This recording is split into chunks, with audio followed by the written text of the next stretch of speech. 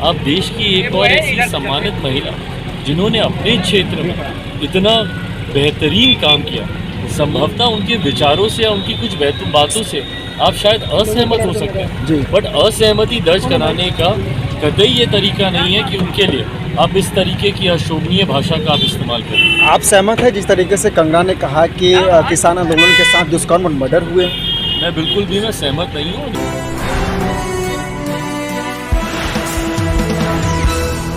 हो सकते हैं, पर पलट कर उसको इस तरीके से जवाब देना ये कहीं से भी उचित नहीं है। इस तरीके से एक महिला के बारे में आप टिप्पणी कर रहे हैं और इस तरीके की भाषा का इस्तेमाल कर रहे हैं। आज की तारीख में जिस बात को लेकर पूरा देश पीड़ित है, मां महिम तक ने अपना दुख इस घटना के ऊपर जताने का काम किया, और उसी तरीके की भाषा आप देश की एक और ऐसी सम्मानित महिला जिन्होंने अपने क्षेत्र में इतना बेहतरीन काम किया, संभवतः उनके विचारों से या उनकी कुछ बातों से आप शायद असहमत हो सकते हैं, बट असहमति दर्ज कराने का कतई ये तरीका नहीं है कि उनके लिए आप इस तरीके की अशोभनीय भाषा का आप इस्तेमाल करें। आप सहमत है जिस तरीके से कंगना ने कहा कि किसान आंदोलन के साथ दुष्कर्म और मर्डर हुए?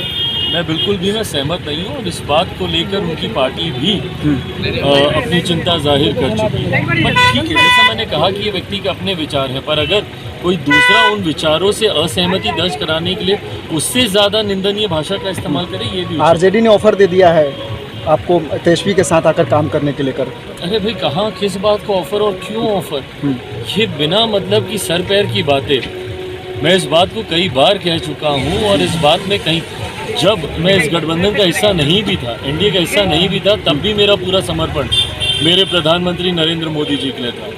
और आज तो मैं इस गठबंधन का ना सिर्फ हिस्सा हूं बल्कि सरकार का भी हिस्सा हूं। जब तक मेरे प्रधानमंत्री आदरणीय नरेंद्र मोदी जी रहेंगे, चिराग पासवान और मेरी पार्टी का समर्पण पूरी तरीके से मेरे प्रधानमंत्री जी के आपकी पार्टी में टूट हो रही है, ऐसा आरोप लगा रहे हैं विपक्ष के लोग कि उनको माने कि छोटी मछली है दबाया जा रहा है। हाँ, तो उन लोगों को अपनी मंशाओं को पूरा करना है, दिल को खुश करने के लिए, ये ख्याल ही सही, बट उनके ये ख्याल कभी कोई पूरे नहीं होंगे। अगर बंगाल जला तो आग दिल्ली तक जाएगी ममता बनर्जी, ये गलत बात है। इस तरीके से आप देश को जलाने की अगर आप सोच रखते हैं, ये गलत है। आपके राज्य में जो वो हुआ वो दुर्भाग्यपूर्ण है, और ऐसे में आपको ये जिम्मेदारी लेनी चाहिए और इस बात को सुनिश्चित कराना चाहिए कि दोषियों को जल्द से जल्द कार्रवाई हो। ये भी आपको सुनिश्चित कराना चाहिए कि क्या पॉलिटिकल कैडर को सरकारी व्यवस्था का हिस्सा बनाने की वजह से इतनी बड़ी घटना को अंजाम मिला।